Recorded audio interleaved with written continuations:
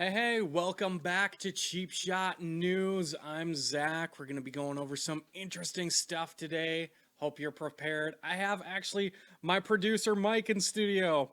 We're actually in an apartment right now, if you couldn't tell. So, doing well, doing well. Hopefully, you guys are too. I'm excited to get into some topics today.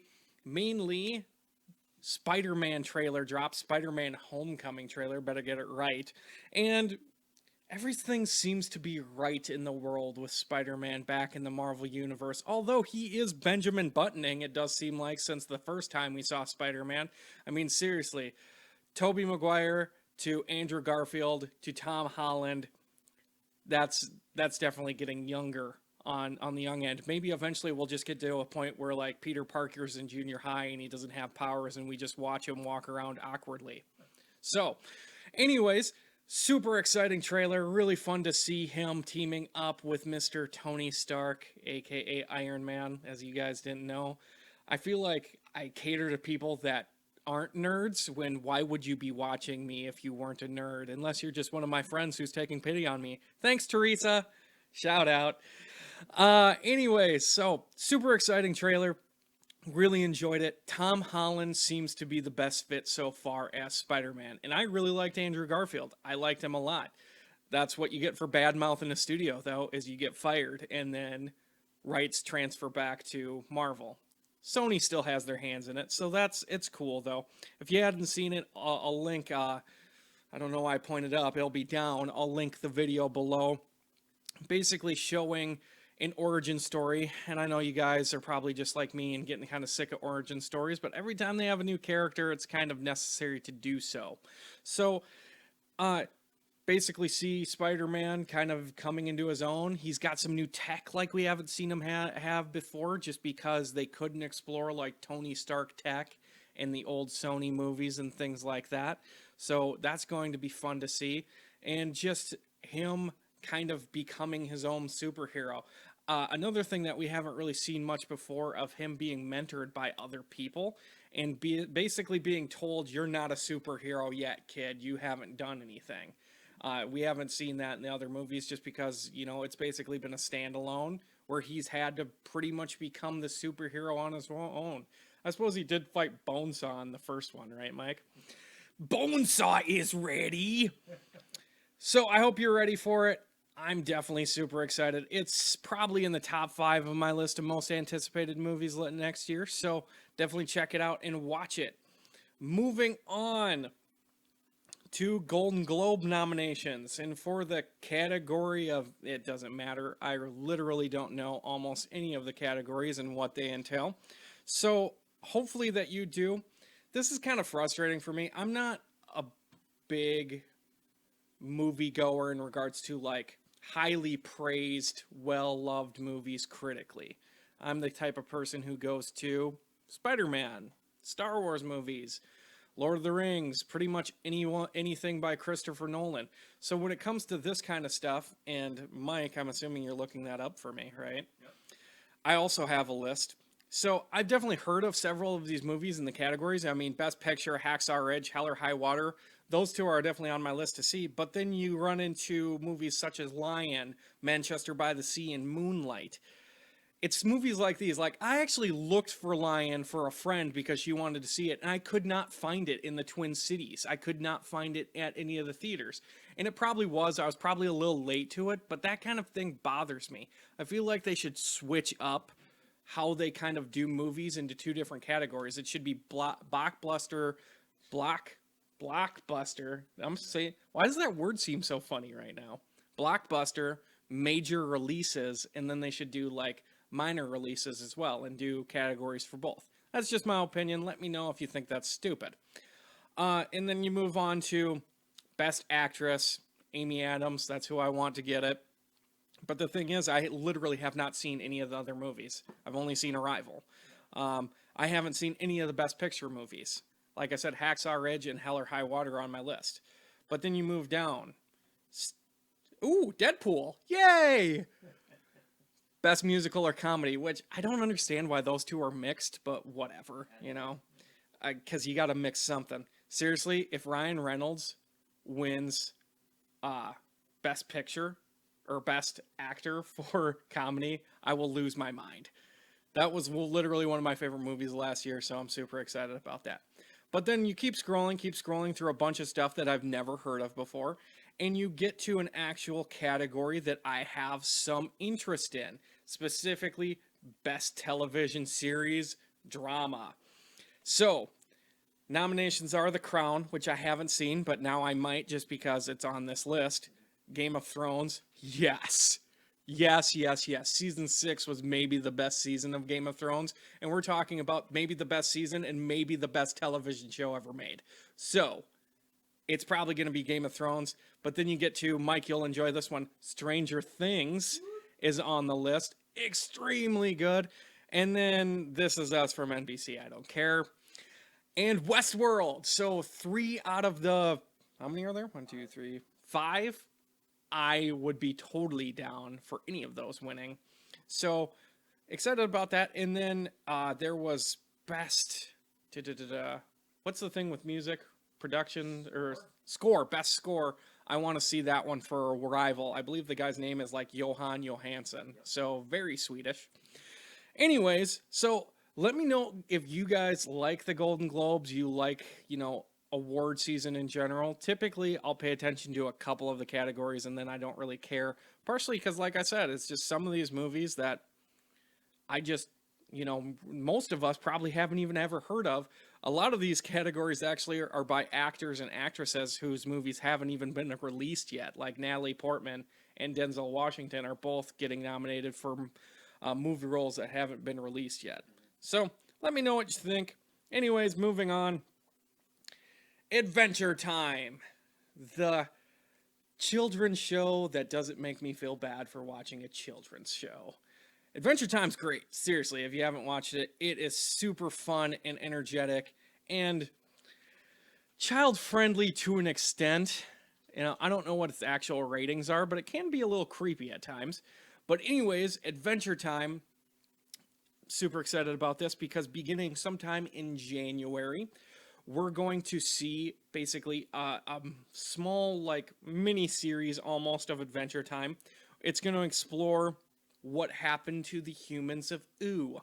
So if you're not familiar with Adventure Time's basically about this boy and his magic talking dog in this futuristic type of world that's post-apocalyptic type world, and they go on adventures and basically go cave spelunking and kill monsters and stuff like that. It's a really fun, enjoyable show, and there's a really rich backstory actually that's kept pretty fun. Hopefully I can get into that a little further at some point in time. But the kind of catch is Finn the human. He's called Finn the human because he's the last human left as far as we know. We've thought there was maybe other humans at certain points in time, but that's never really been confirmed. So this is going to explore what happened to the other humans in Ooh. So I'm really excited about that. Legitimately, not lying, one of my favorite shows. It's the show that I basically put on and watch when I'm trying to fall asleep. They're really quick episodes, 10 episodes. There's like 25 episodes in the season, but they're only 10 minutes long. So it's a quick watch. You can find that on Hulu if you would like. So moving on to something that I've already talked about and I literally can't stop talking about. It's Deadpool. I think I've talked about, this is episode 8. I think I've talked about Deadpool 4 out of the 8 episodes or something like that. But that's okay, because again, it was one of my favorites. Ryan Reynolds is EW's Man of the Year, I believe, something like that. I can't remember if it's Man of the Year. They give out a lot of awards and stuff. Anyways, when he was doing his interview, he talked about how he would love to get a Wolverine Deadpool movie, which would be so amazing to have Wolverine. Just can you imagine them going back and forth, Mike? It would be amazingly awesome. And he said he wants Hugh Jackman to do it. Now, Hugh Jackman has announced that this last movie, Logan, coming out this next year, is going to be his last. But I actually really think Ryan Reynolds can pull this off. If anybody can pull it off, I think Ryan Reynolds can. Mike is shaking his head. I don't care. This is my show, Mike. I can say what I want. Anyways, so I think that would be super fun to see them kind of have that. I think they would mesh really well. I think it would be a really good pairing. So I mean, I don't have a lot of specifics on that. You know, there's nothing that's been said that's like legit. It's just Ryan Reynolds talking about like what he would like to see happen in future movies. So, other casting news, I mean, that wasn't really casting, but in actual casting news, Patrick Wilson has been cast as Orm or Ocean Master in the Aquaman movie. Now, if you don't know who Patrick Wilson is, he is Night Owl from Watchmen. Otherwise, you may have seen him in the second season of Fargo. He was the main cop in Fargo.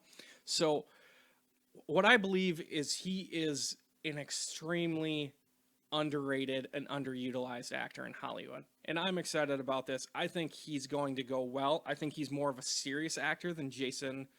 Pronounce his last name for me, Mike. Momoa? Momoa. Because I always want to say just Jason Momoa, and it's Momoa.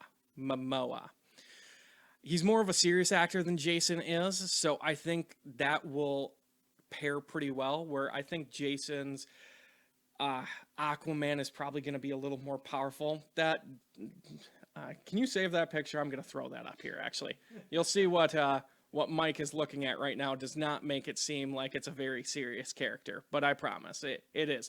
So Orm or Ocean Master is Aquaman's half-brother, and he's half human. So that's the half that is not related to Aquaman, I guess.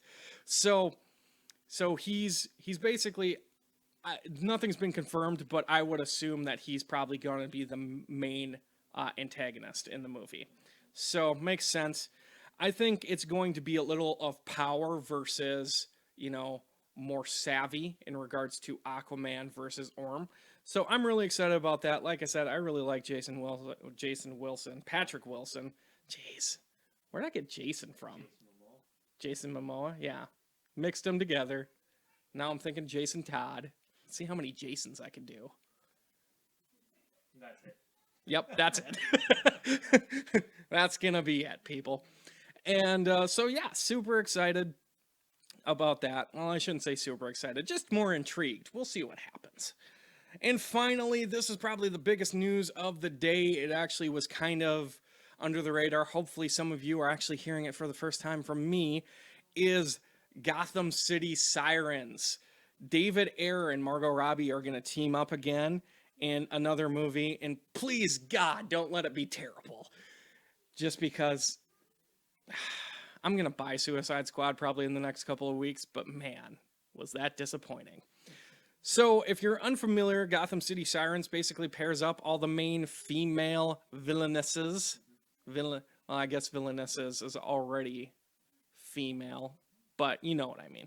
So it puts together Poison Ivy, Harley Quinn, and Catwoman. So obviously Margot Robbie's on board as Harley Quinn, and then David Ayer is going to direct, and then there's going to be some producers on here. And apparently a fairly prominent female writer, which name escapes me at the moment, so I apologize. Anyways, this has so much potential, and also could be so horrendously terrible. Honestly, Warner just needs to keep its hands out of stuff. Just let David Ayer do his thing. Let him make it a little darker, a little crazier. Although, I wonder. I'm not familiar with the comic other than it's a comic from like 2009 to 2011. I don't know how dark it was. Gotham stuff tends to be a little darker, but I can't imagine with 3 female leads that it would be super dark. So, I don't know. We'll see what happens, but seriously, just let the writers and David Ayer do their thing. Let Margot produce it and let them put out a good movie without sticking your grummy little hands in it, Warner. So, very excited about that. We don't have a release date or much information other than it was recently announced. So, that's going to be really cool. Honestly, this is going to be a really short episode because that's pretty much all I have today. So probably could have touched on a little more stuff. Star Wars is coming out next Thursday. This Thursday. Jeez. Come on. Well, I mean, technically next Thursday is this Thursday, Mike. It is. It is. So me and Mike already bought our tickets. We're going. Really excited about that. I'm trying to keep my anticipation low because I feel like when I watched Star Wars Force Awakens. Like I was just sitting there like, I'm really excited. Should I be this excited? I feel like I should be less excited than I am. That was really cool. Was it as cool as I think it is right now, or am I going to come down from this high at a later time? So trying to temper my expectations a little bit to go into it kind of clear of mind. I have a problem with watching trailers, so that kind of gets problematic.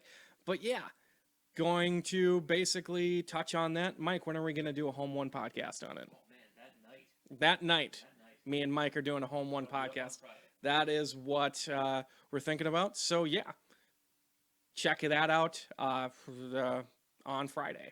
Friday, what day is that? The 15th. No, 16th. 15th is when we're going. 16th is when we'll release the Home One. So anyways, thank you very much for stopping by. That's all from me today. Again, I am Zach, producer Mike. You're getting a producer credit, I guess. Don't give much to do, so. Producer Mike. I'll take it. You can find us at cheapshotcinema.com. Please like and subscribe if you like what you see. Again, original content and different things like that at cheapshotcinema.com. You can also find us on Twitter and Facebook, Cheap Shot Cinema. You guys have a great day. I appreciate you stopping by. Bye.